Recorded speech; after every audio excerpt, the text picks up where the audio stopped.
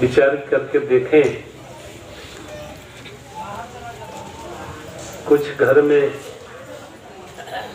नकदी आता है तो बैंक में उसका खाता होता है और खाते को संचालन करते हैं तो पासबुक होता है। पासबुक को उठा कर देख लेते हैं, पता चल जाता है कितनी पूंजी है, कितना बैलेंस है। और इन श्वासों की पूंजी, कितनी पूंजी बची है श्वासों की, कोई बैलेंस पता चलता है? कोई लिखित है किसी के पास? दास जहाँ तक समझता है कि हमारे पास तो नहीं, हो सकता आपके पास हो। आप पूरन भगत हैं, सदगुरु माता जी के अनंत भगत हैं, ये किसी के पास कोई लिखित नहीं। कब, कहाँ, किस दिन, किस मोड़ पर ये जो साधन मिला हुआ है ले लिया जाएगा।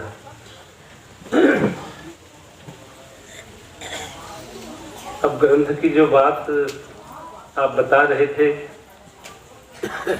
तो ग्रंथ में तो लिखा जो गया कि ये बड़े भाग से मिला है, मिल गया है, बड़े भाग से मिला हुआ है। क्या मिला है? नर्तन सम नहीं कौनो देही, और कोई शरीर इसकी बराबरी में नहीं है। फिर भी मान्यता तो देना ही, क्योंकि परमेश्वर की बनाई हुई सारी सृष्टि, सारी दुनिया। तो इस तरीके से ब्रह्म ऋषि महात्माओं ने बताया कि ये सुंदर देह जो मिली, चाहे बहनों की शरीर हो, भाइयों की शरीर हो, इस मानुष जन्म की बात हो रही है। क्योंकि जो ग्रंथ में महात्माओं ने, उस समय के विद्वानों ने, ब्रह्म ऋषि महात्माओं ने लिखा, तो उस समय उनको जब ब्रह्म ज्ञान मिला तब ये ग्रंथ का निर्माण हुआ। परमात्मा की जब जानकारी हुई, समझ मिली समय के सद्गुरु के द्वारा, तो विद्वान महात्मा थे। जैसे आज अभी आप महात्मा, अच्छे अच्छे गीतकार, अच्छे अच्छे विचारक लिख रहे हैं और गा रहे हैं, तो वो महात्माओं ने लिखा कि बड़े भाग्य, बहुत बड़ा भाग्य उदय हुआ तो शरीर मिल गई। अब शरीर जैसे साधन, यहाँ से किसी को चंदौली जाना हो या कहीं बनारस जाना हो, साधन न हो तो सोचते हैं, विचार करते हैं। किसी से कोई मोटरसाइकिल मिल जाए तो मोटरसाइकिल कोई मित्र दोस्त दे दे और ये उम्मीद करे कि वापस फिर हमको जीव का त्यों मिलना चाहिए।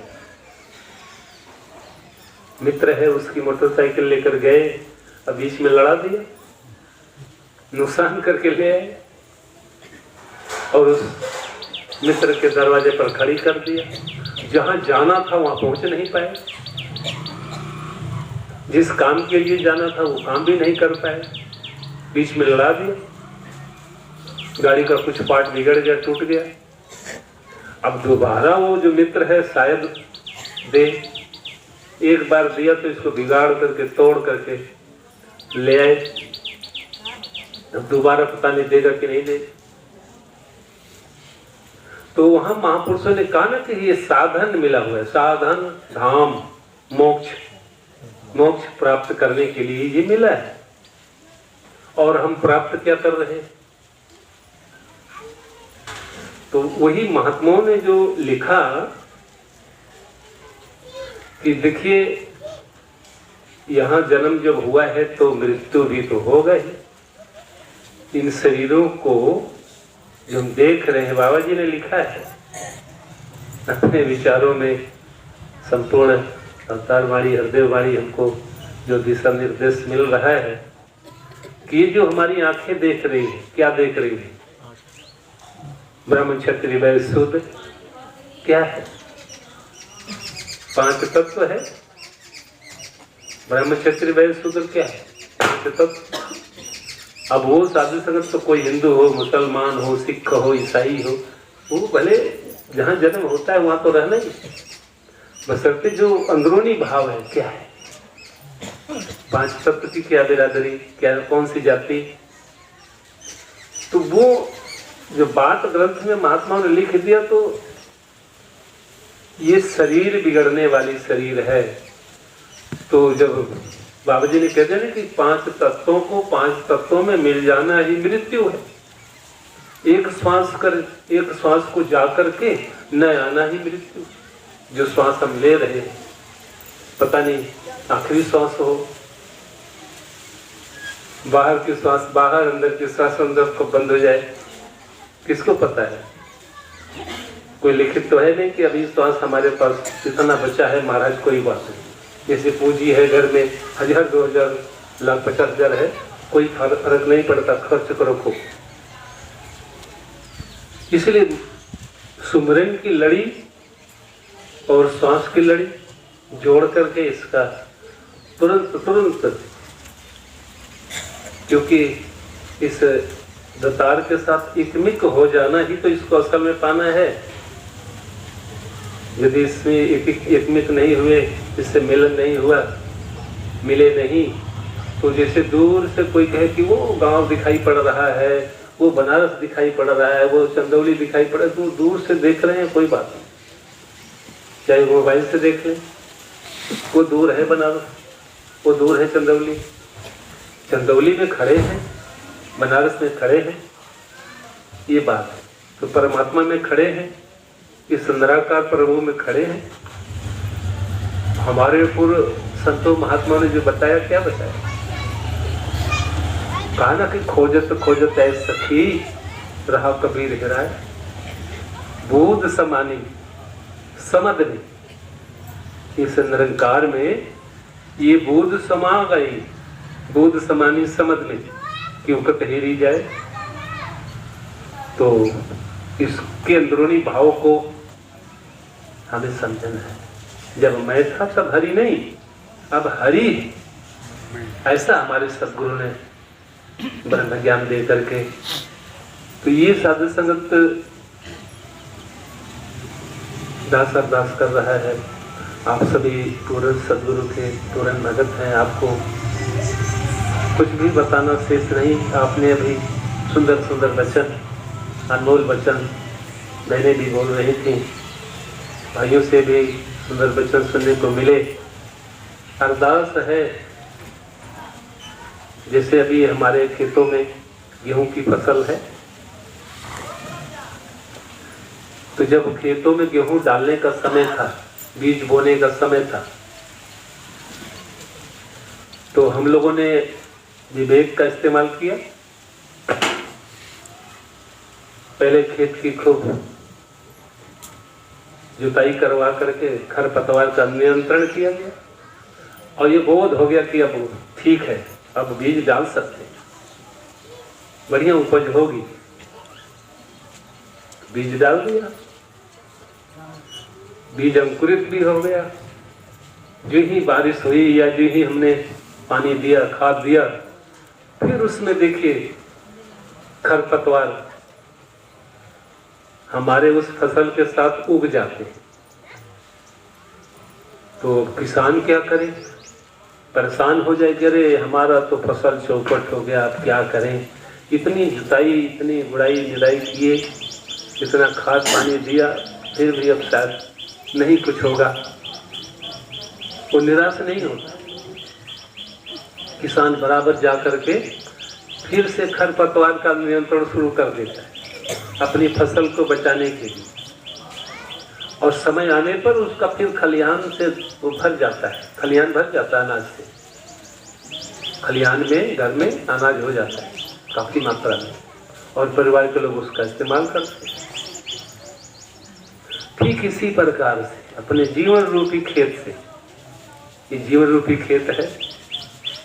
अब जैसे कोई ये सोच ले कि अरे हमारा इतना कीमती कपड़ा है, पहन लिए हैं, इसमें हमारे दरवाजे पर जो जानवर हैं उनका टट्टी पेशाब कौन काछने जाए या और कुछ कारोबार क्यों करने जाए, चलो फीस फाट बोल रहे,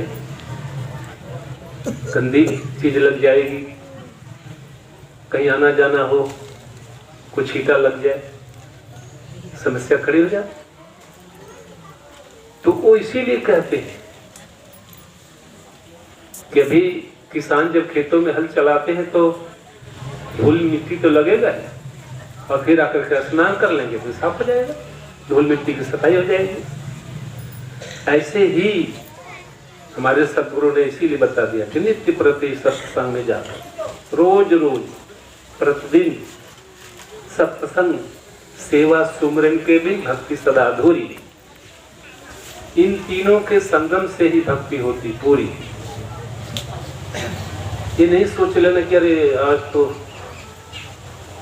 जैसे खेतों में जाएंगे तो जरूरी है कि गंदी बात है, वहां पर गंदगी लगेगी कपड़े में, इसका मतलब फिर साबुन नहीं लगाएंगे कपड़े में, लगाएंगे कपड़ा साफ हो जाएगा।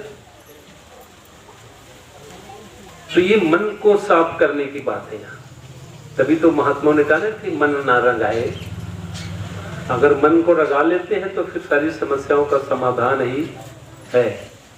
मन नहीं रंगा पा रहे, जैसे विचार करके देखिए, बहुत पहले वो कपड़े को रंगने वाले लोग आते थे, कपड़ा ले जाकर के रंगते थे।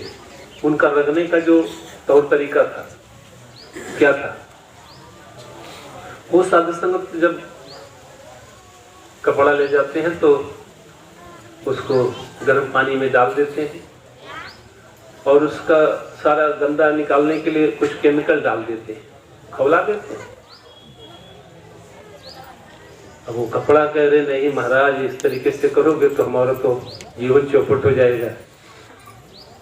वो रंगने वाले को पता है कि जब तक इसकी पूरी सफाई नहीं हो जाएगी इसके ऊपर दूसरा रंग चढ़ेगा ही। दूसरा रंग चढ़ाने के लिए भी वो इसी तरीके से चढ़ाते, उसको निकालते जैसे धोबी क्या करते। उदाहरण में भी बताया गया कि गुरु धोबी, कोई संकोच नहीं, लेकिन पटक करके धोते हैं तो सी का आवाज निकलता है। सी मतलब सील रख करके ही पटकते, कभी फट न जाए।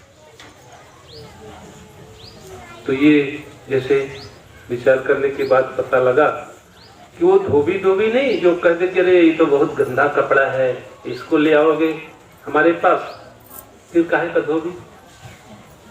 अब कोई डॉक्टर है उनके पास रोगी जाए और वो डॉक्टर करे रे रोगी आ गया, और तमाम रोगी जो वहां भर्ती है पहले से ईर्ष्या करें, नफरत करें, अरे ये कैसे आ गया है, तो बहुत भयंकर रोगी। वो अलग बात है कि कुछ रोगी हॉस्पिटल से ठीक होकर के निकल जाते हैं, कुछ रोगी ऐसे होते हैं जिनको असाध्य रोग होता है, वो उसी में पड़े पड़े स्वर्ग से धार जाते हैं। ये हमारे सदगुरु का जो विशेष अभियान है, कहते हैं कि पापी कपटी और मूर्ख को प्रभु के संग मिलाता है। मैं तो विचार करके देखिए, उस समय अजामिल थे, गणिका थी और तमाम ऐसे लोग थे, वाल्मीकि को ले लीजिए, बहुत अच्छा कर्म थोड़ी था उनका, दिन दहाड़े छिनेती करने वाले लोग। आप जिससे महात्मा मिले तो महात्मा बना दिया, अपना रंग चढ़ा दिया। तो ऐसा नहीं कि अभी जैसे प्रार्थना है साधु संगत कि आज हमारा बच्चा विद्यालय में चला जाए पढ़ने के लिए और कल वो डॉक्टर हो जाए, मास्टर हो जाए, इंजीनियर हो जाए, वकील हो जाए, जज हो जाए या कोई बड़े पोस्ट पर पहुंच जाए। उसके लिए तो फिर विद्यालय में 100% उपस्थिति अनिवार्य है और उपस्थिति के साथ वो पाठ भी पढ़ना जरूरी है। नहीं तो विचार करके देखा जाए साधु संगत के अभी इम्तिहान के समय आ रहे हैं, जैसे हो भी रहा है, जो बच्चे पढ़ते हैं तो उनको इम्तिहान में कोई समस्या नहीं रहे, जो नहीं पढ़ते हैं उनको समस्या है, फेल हो जाते हैं।